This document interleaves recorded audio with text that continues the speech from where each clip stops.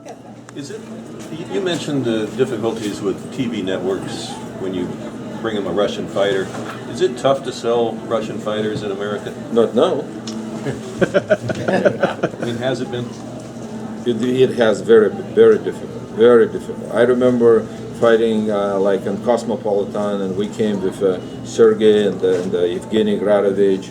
It was a ESPN show, and I was talking with the executive of the ESPN guy who was there. Evgeny Gradovich was fighting, and I was just pointing. I said, "Look, man, why don't you show these guys on the TV?" And I looked, I pointed the finger into the ring, and it was like, garbage fights, some kind of like, like nobody wants to see it. And I said, "What are you showing on the TV? These fights, then you can show a really good fight." And they said, and his response was, "Nobody watch Russians. If it would be a Latin fighter, we would show a Latin fighter." I said, "Well, now you're taking a Latin fighter over because somebody watched, but you don't show a good fight." And I was trying, and I kind of like, I was knocking on the doors everywhere, all the networks, and trying to get them. Nobody wanted Russians at that time. When was that? 5 years ago, 6 years ago. When we first signed Sergey, the first meeting I had at HBO, an HBO executive who is no longer there, said to me, "Well, you've got two problems with this guy. One, he's a light heavyweight, and the other one, he's a Russian." I said, "Well, I got my work cut out for him." Exactly what then we fought with Sergey in Atlantic City, and the next day in the morning we flew to Florida to meet Don King. Don King wanted him very much, but he said again, he kind of like, "What the hell I'm gonna do with that Russian light heavyweight?" That's exactly what they said. And then 4 or 5 years later, you see on the network 3 or 4 Russian guys fighting on the one show. Change. Russians are the Mexicans. Well, why do you think it's changed? Because we bring a game back. 5, 6 years ago, boxing wasn't much interesting as it is today. Everybody was thinking about, wow, boxing is dying, boxing is going down. And look at the boxing today. It's much more interesting. Do you think that's because fighters coming from Eastern Europe they're hungry? They're hungry, but they come and they bring that entire environment for all the boxing. So don't matter who he is. He's a Filipino, Russian, Mexican, African. Doesn't matter. Then you have some good fighters in a division.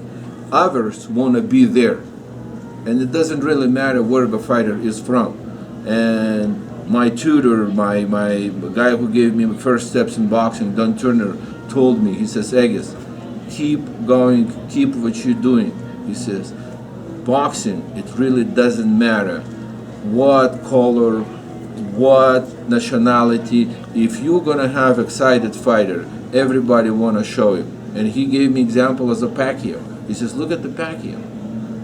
10 years, 20 years ago, who knew in Philippines boxing? They didn't even knew how to spell probably boxing, Now, Pacquiao became a good excited fighter. He went through a couple different weight classes.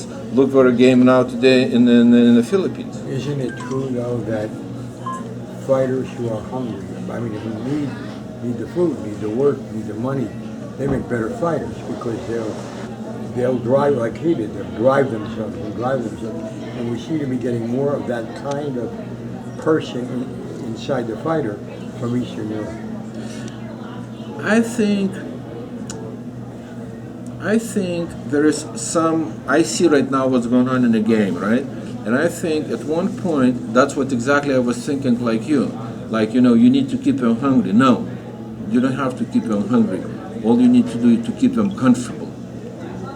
I have fighters now coming, and they have their own apartments, they have their own cars from the first day, but they feel comfortable. You do not overfeed them. If you don't overfeed them, they kind of like, well, I have everything in my life. I'll give you example. He's not the best fighter. He's not hungry at all. Let's talk about, if you want to talk about the, Baby Shumenov. He has everything he needs. He has money. He has everything he needs. but he still has a desire. He still goes in the ring. He's like a lion going in the ring. You know, one thing, can he fight or he cannot fight? That's not to me to judge. That's that's up to him. But it doesn't really mean that people has to be comfortable. But I think Jerry's kind of referring more to the upbringing when they're younger as well, the influence when they're very young. Would they come out of the when they're environment 5, 6, 7, 8, and they're mum and dad are both working. There's 6 of them living in 1 to 2 bedroom flats, and they think, oh, I want opportunity. That's where it A comes lot of from. Americans come from a ghetto too. Yeah, but they go to basketball and baseball, and No, but you know why you have good fighters as well. It's. I think it depends on we the tried person to work too. it out because there's so many good Eastern Europeans. I understand, but it's. I think it's in the person. A lot of people coming from Russia who cannot fight, who cannot even break an egg with a hammer. A lot of them too. But with guys, Because we have Sergey Kovalev, because we have Gennady Golovkin, the guys who made already a name into this game. As well. Yeah, so now everybody's thinking about that. Wow, if it's a guy from Eastern Europe, it must he's a hell of a fighter. Hell no. Another place where boxing is very popular at the moment is where I'm from the UK. And obviously I was at your fight when you destroyed Nathan Cleverly. It's very big over at the moment. We're filling big stadiums. Sky Box Office is doing big numbers. Cleverly won that WBA belt back, the regular, I think it was. Would you consider fighting again in the UK and taking your whole show, your big entertainment show, to the UK at some point? sure, I'm ready. Always go to. You'd have a rematch with him? Of course. Well, if he's demanded, I'll be happy if someday we will fight again, like in UK.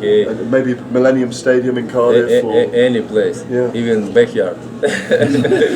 I'm sure you fight in the backyard every morning, to be honest.